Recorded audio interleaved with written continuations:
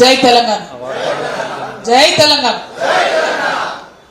ఇవాళటి round table సమావేశానికి విచ్చేసినటువంటి ప్రతి ఒక్కరికి హృదయపూర్వకంగా నమస్కారాలు.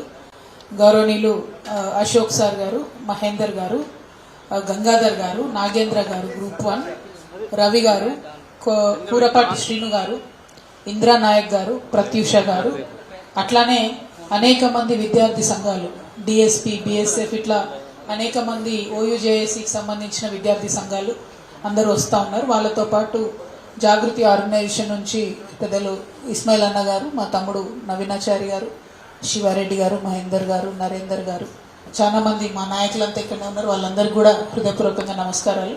ముఖ్యంగా మా తమ్ముడు రవి రాథోడ్ గారు, గ్రూప్ 1 సమస్యను మనము చాలా బలంగా ముందుకు తీసుకెళ్లాలక్క అని చెప్పి జరుగుతున్న ఇష్యూస్ అన్నిటినీ కూడా మాకు ఎప్పటికప్పుడు మా దృష్టిలోకి తీసుకొచ్చి తను మాకు చెప్పడము, మరి యూత్ వింగ్ అధ్యక్షుడు శివారెడ్డి గారు కూడా అక్క మరి ఇట్లా జరుగుతుంటే మనము ఒకటి కాదు అనేక కార్యక్రమాలు చేద్దామని తను కూడా చెప్పడం, దానికి సహకరించే అనేక మంది గ్రూప్ 1 అభ్యర్థులు కూడా చాలా డేటా ఇవ్వడం కూడా మేము గమనించడం జరిగింది.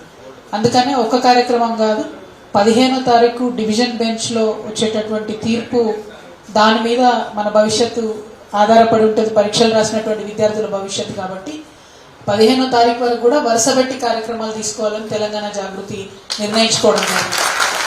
అందులో నిన్న మొదటి కార్యక్రమం తెలంగాణ విద్యార్థి అమరవీరులకు నివాళులర్పించి వారి సాక్షిగా పోరాటానికి తెరలేపిన.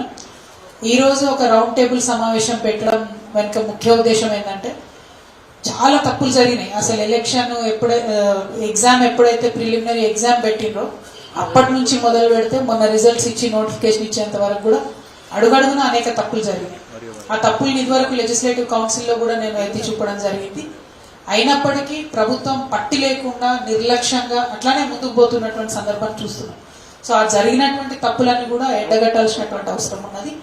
అట్ ద సేమ్ టైం ఈ తప్పుల్ని ఎండగట్టడంతో నాకు తెలిసి మీడియా మిత్రులంతా కూడా విద్యార్థులకు బాగా సహకరిస్తున్నారు. అది మెయిన్ స్ట్రీమ్ మీడియా అయినా యూట్యూబ్ మీడియా అయినా కూడా వారందరి ఒత్తిడి వల్ల ప్రభుత్వానికి కొంచెమన్నా కనీసం బుద్ధి వచ్చి మరి ఇప్పుడు ఇచ్చినటువంటి ఉద్యోగాలను రద్దు చేసి మళ్ళీ రీ ఎగ్జామ్ పెడుతుందేమో అనేటటువంటి ఒక ఆలోచనతోని మళ్ళీ ఈ కార్యక్రమాన్ని కూడా చేస్తా ఉన్నాం. నేను తక్కువ మాట్లాడతాను, ఎందుకంటే మీరు మాట్లాడేది ఎక్కువ వినాలని నేను అనుకుంటున్నాను.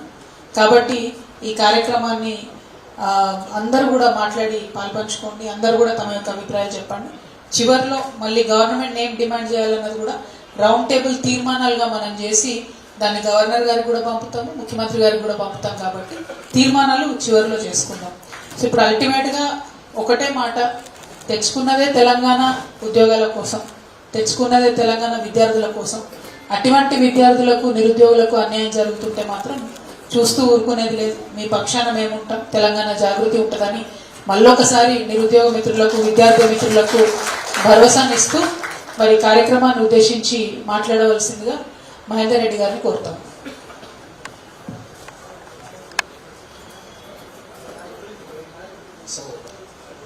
వేదికపై ఉన్న కవితక్క గారికి మరియు అదేవిధంగా అశోక్ సార్, గంగాధర్ సార్, ఇక్కడ ఉన్న యువ మిత్రులందరికీ కూడా ఈ యొక్క సభను మనం నిర్వహించుకుంటున్నందుకు